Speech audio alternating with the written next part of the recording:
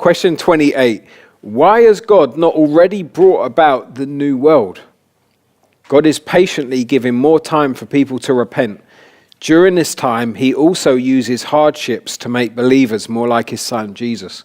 So this is a question I've been asked many times on the estate. Like, well, why hasn't God just come back already? So that's why we've got this question in here. So let's look at the first bit. God is patiently giving more time for people to repent. Let's look at 2 Peter 7 to 15. 2 Peter 3, verses 7 to 15. So why does God delay the new world in verse 9? Because he's patient. Once everyone's come to repent. Excellent. He's patient, waiting for people to repent. Also, interestingly, there was that verse there where it says about looking forward to the new heavens and new earth. I'm going to put that back in question 27 instead of the Hebrews 13:14 one. And then people will already have their Bibles open at 2 Peter 3 as well. So it's double whammy. So, I'm going to put that verse 13 in there. Okay, God is patiently giving more time for people to repent. During this time, he also uses hardships to make believers more like his son, Jesus. So let's look at...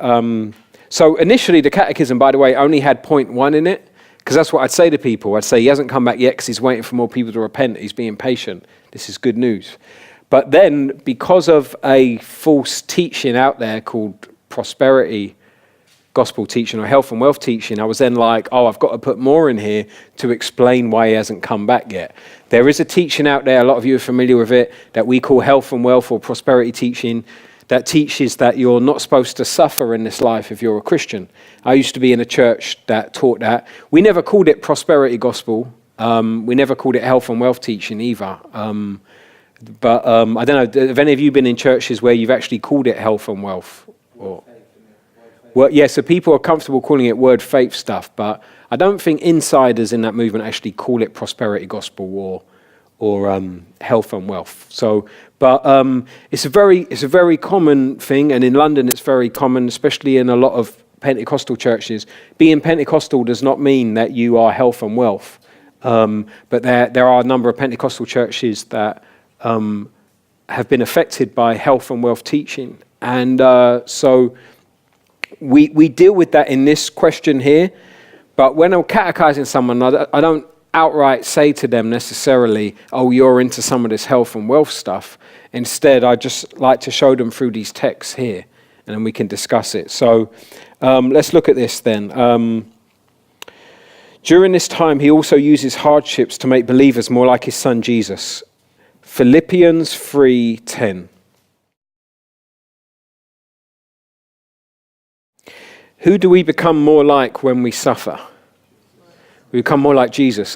I wonder if there should also be a question there about, does Paul want to suffer? Maybe I should put that in there. Does Paul want to suffer?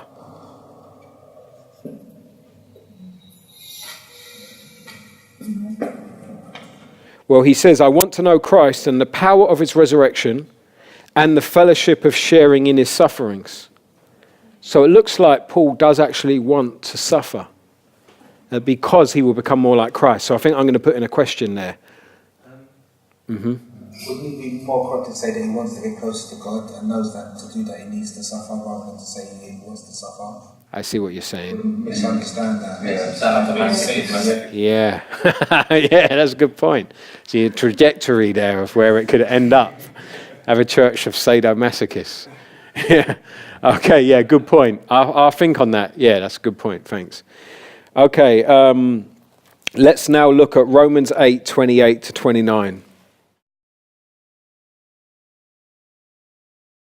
So what is God's purpose in the things he brings into our lives? Say that again? Yeah. Yeah, verse 9. To be conformed to the likeness of his son. So all the things that happen in our life, God works them so that we become more like Jesus. You okay? No, I found that bit a bit hard because I've always read it King in the Jimmy. King James. Okay. So I was thinking there's a word out of place here. Okay. So I couldn't get it straight away. Sorry about that. That kind of stopped me in my tracks. But yeah, it still reads that the meaning is still reading the same. It's just the way it's written. Okay, let's go to 2 Corinthians 1, 5 to 9. So what does suffering cause us to do in verse 9? Yeah, rely on God. Okay, which again makes us more like Christ, relying on his heavenly Father, relying on his Father. 2 Corinthians 4, 8 to 17. So what do hardships reveal in us in verses 10 to 11? The life of Jesus. Yeah, the life of Jesus. Okay. Now let's go to Acts 14:22.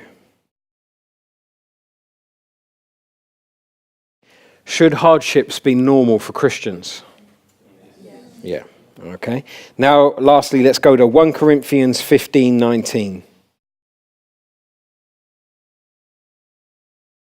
Should we put all our hope in having a comfortable life this side of eternity? No. So why has God not already brought about the new world? God is patiently giving more time for people to repent. During this time, he also uses hardships to make believers more like his son, Jesus. Now, I know we just went through a lot of verses there, but that's just because the, health and wealth teaching is so prevalent that even non-Christians who have got, Sky TV will watch it and hear this stuff. So I wanted to give a lot of verses there that teach about hardships and how they're normal for Christians and how they're intended to make us more like Christ. So any questions on any of that stuff? Okay, so if you can, the person next to you, do these application questions, which is there anyone you'd like to pray for today that they would repent and turn to Jesus? Because we've been looking at how God is patiently waiting for people to repent. Are there any hardships in your life right now?